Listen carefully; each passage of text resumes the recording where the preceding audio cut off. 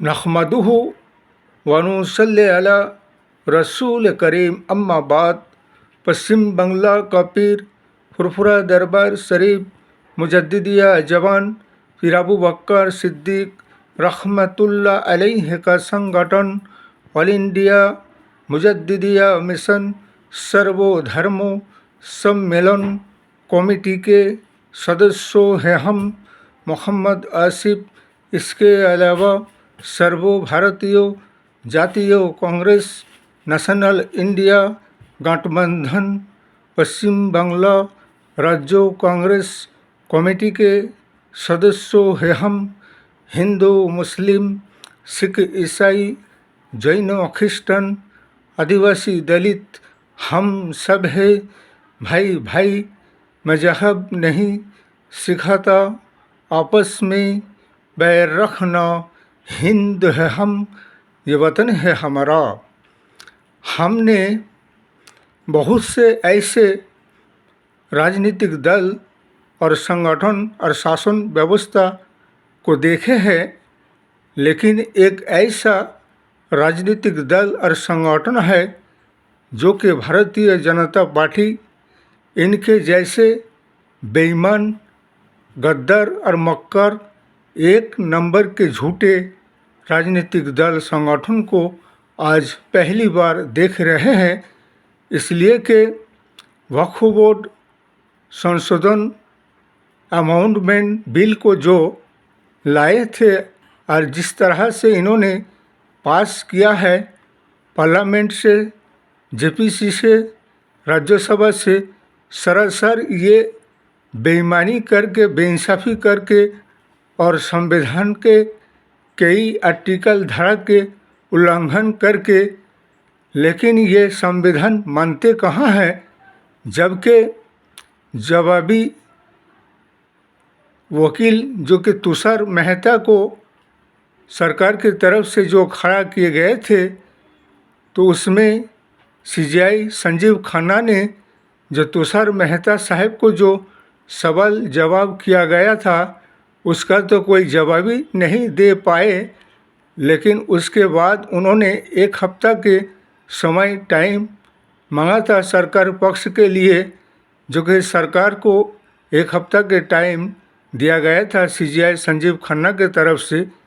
उसके बाद सरकार के तरफ से बीजेपी एनडीए के तरफ से जो सवाल के जवाब पेश किया गया है वो भी एक नंबर के झूठ के आधार पर झूठ बोलकर उसका जवाब पेश किया गया है। जबकि वक्फ बोर्ड के जितने भी ज़मीन और जायदाद और संपत्तियां हैं, चाहे वो वक्फ बोर्ड यूज़र का क्यों ना हो या वक्फ बोर्ड ऐड का क्यों ना हो, वो जो कि अल्लाह के राह में दान किया गया है वो सारे धर्मियों संपत्ति है। और बीजेपी शासक वाले क्या कहते हैं कि ये वक्फ बोर्ड धार्मिक संस्था नहीं है। ये क्या जाने किसी धर्म और समाज के हकीकत और सच्चाई को, उन्हें तो अपने धर्म के ही बारे में कुछ पता नहीं है और दूसरे के धर्म के बीच में दखल अंदाजी करने जाते हैं और फिर सीजीआई खन्ना को कहते हैं क्या तुम धर्म के मामले में दखल अंदाजी क्यों कर रहे हो?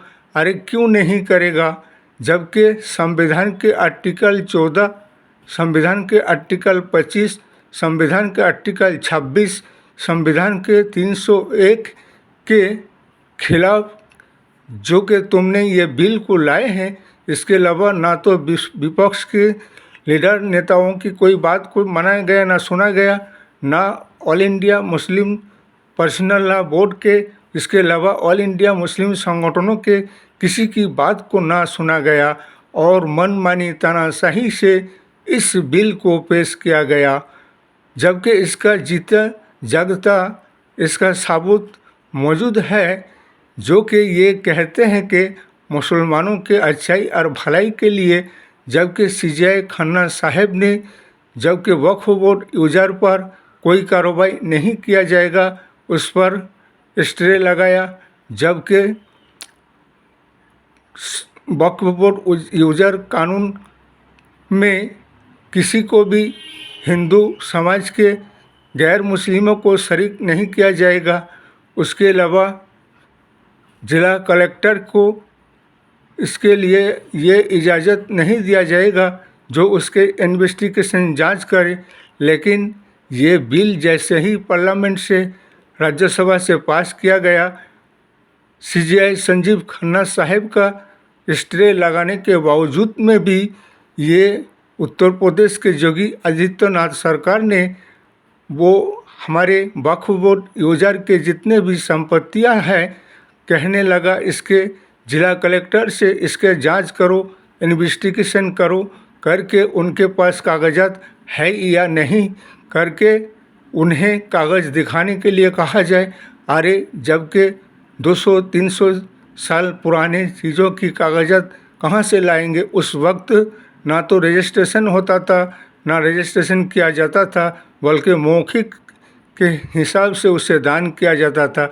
लेकिन 58 एकड़ वक्फ बोर्ड यूजर के संपत्तियों पर कब्जा करके सरकारी संपत्ति बताने लगा। देखिए, ये भलाई करना चाहते हैं मुस्लिम समाज वालों के लिए। ये तो सीजेआई संजीव खन्ना से हमारा यही कहना है कि 5 मई को ये फैसला है, आपको वो फैसला सुनाना है। ना तो नेता बड़ा, ना मंत्री बड़ा, बल्कि सबसे बड़ा है संविधान, और संविधान को आपको बचाना है। और भारतवर्ष के 140 करोड़ जनसाधारण जनगण के हक में इंसाफ और न्याय करके दिखाना है। और राष्ट्र को तोड़ने से और जाति और धर्म के नाम पर विभाजनकारी राजनीति से आपको देश को और समाज को संविधान के तरीक़ा से इंसाफ और न्याय दिलाना होगा।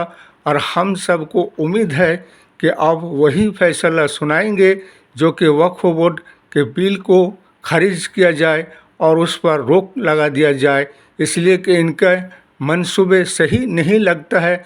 इरादा कुछ इनके और ही है, ये कहते कुछ और करते कुछ और है। इनके दिल में कुछ और है और ज़बान पे कुछ और है। इसलिए हमारे नेशनल इंडिया गठबंधन सर्वभारतीय जातीय कांग्रेस राहुल गांधी साहब को इसकी आवाज़ उठाना है और इंसाफ और न्याय के लिए और संविधान बचाओ, राष्ट्र बचाओ, जनगण को उसके अधिकार हक दिलाओ और ऐसे अधर्मियों और सरकार और भ्रष्टाचार और सांप्रदायिक शक्तियों को हटाओ। इस वीडियो को ज़्यादा से ज़्यादा लाइक दीजिएगा, शेयर कीजिएगा, सब्सक्राइब दीजिएगा। जय हिंद, जय भारत।